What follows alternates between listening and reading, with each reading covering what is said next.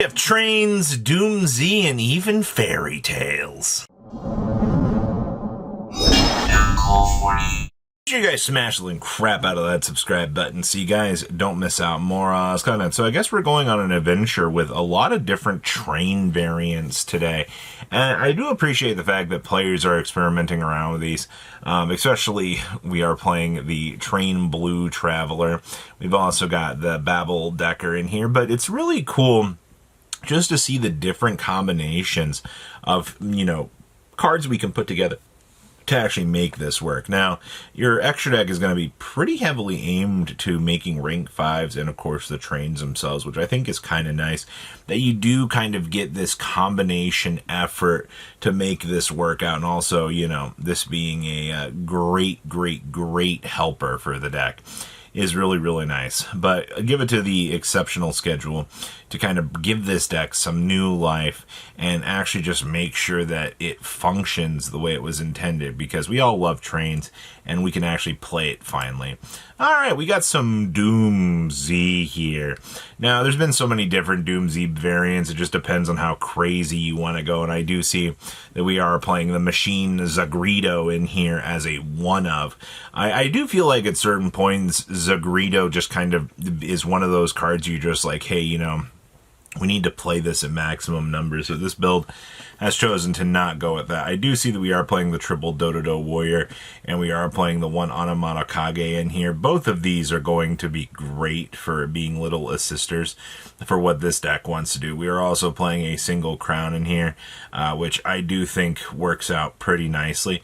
It's not like you have a particular method to search for it. It's just it comes up in some situations that you just want some extra little defensive power to kind of work out with the deck. Also, only one copy of the Power Patron Doomz.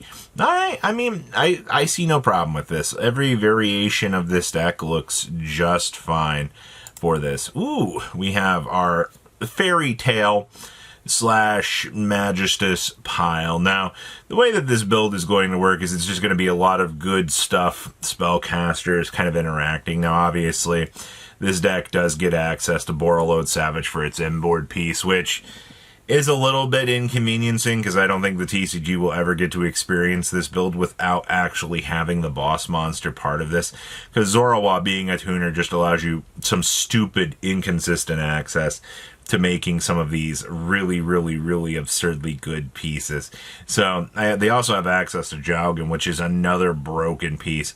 But outside of that, I think the Fairy Tale stuff, giving you an actual way to play the deck, and especially with Magistus being able to, take advantage of the Witchcrafter stuff, it just actually is kind of nice to see in its current incarnation that the Spellcaster pile is actually functioning. Next up, we have Orcust Trains. Now, can't say that I expected to see this, but I do like the fact that this build is playing Naturia Exterio to metamorphosis off of one of your frickin' train monsters.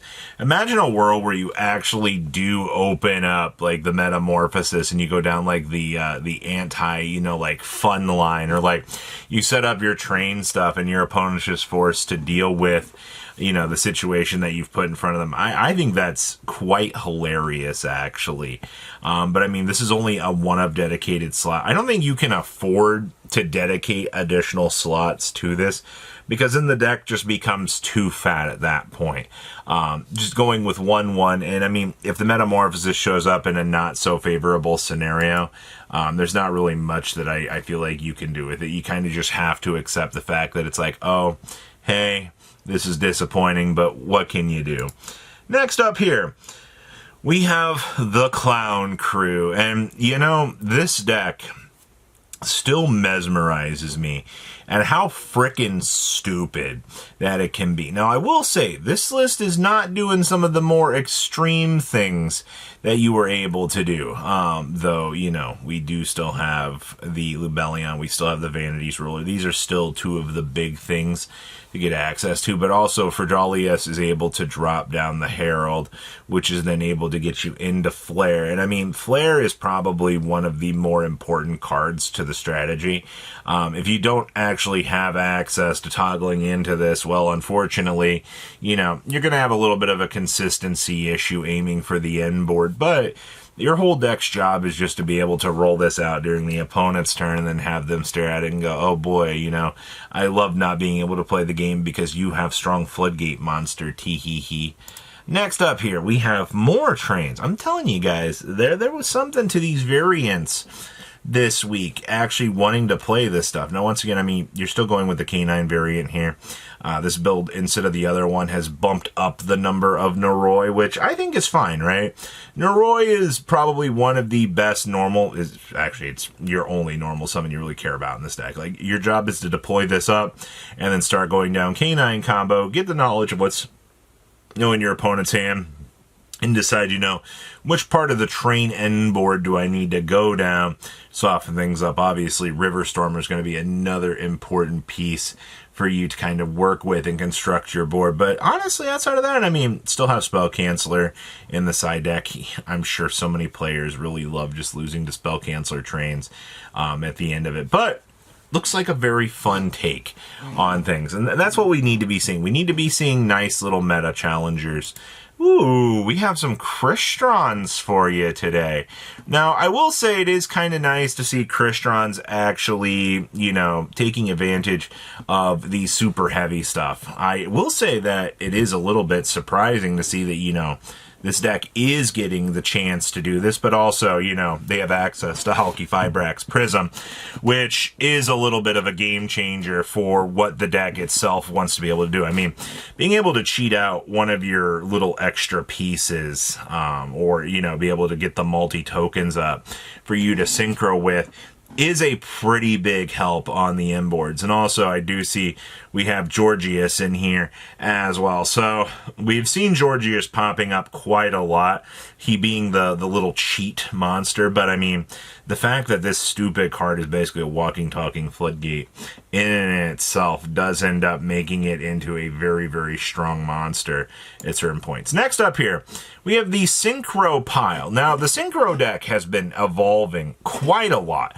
The fact that we just got triple Junkmeister and we just got the Junk Armor as well, both of these cards were phenomenal game changers to the way that this deck chose to play. And also, I mean, we needed this level of stuff. Now, I mean, we do have the Star Junk coming in at the end of the month here, which will further evolve this deck into a completely different pile. And I know a lot of players are going to be excited for that. You also do see here that the Synchro Fellowship being a 3 of in this deck.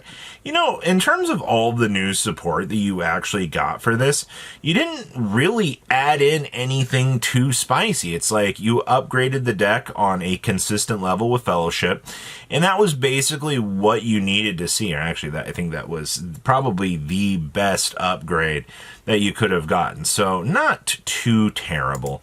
Next up here, we have, oh boy, this is a pile. First of all, wish I could play this, but that's cool. So we have Malice, we have Fiendsmith, Tour Guide, good stuff in here. Of course, Chef D. Novelez, being a light Fiend monster, is going to bridge you into full Fiendsmith combos we've seen before, but also you have all of the true Draco stuff in here, and I do see we are playing the 4 Charmers in Profusion down here. Now, this is actually quite interesting because this does actually work in this deck. We've seen time and time again, as you start to experiment around with these different ideas, that when Konami makes things like this, you know, somebody's going to concoct a pile deck and they're going to try to mess around with it. Also, you know, you have access to the Red Eyes Dark Dragoon Master in here as one of those turbo end board pieces just to be able to kind of set things up. Also, having the Vein Launch shenanigans in here as well is freaking crazy to me. What an absolute monster of a pile. And our last list here is just going to be some simple Darklords, man.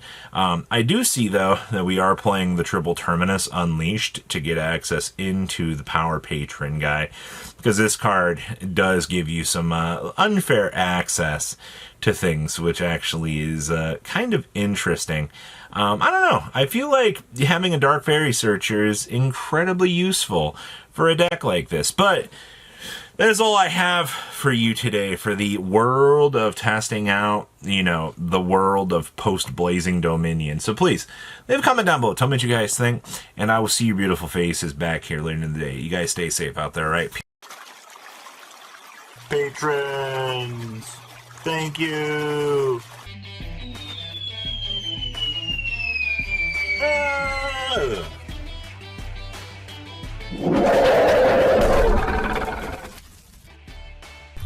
Thank you so much for watching. Check out these other videos.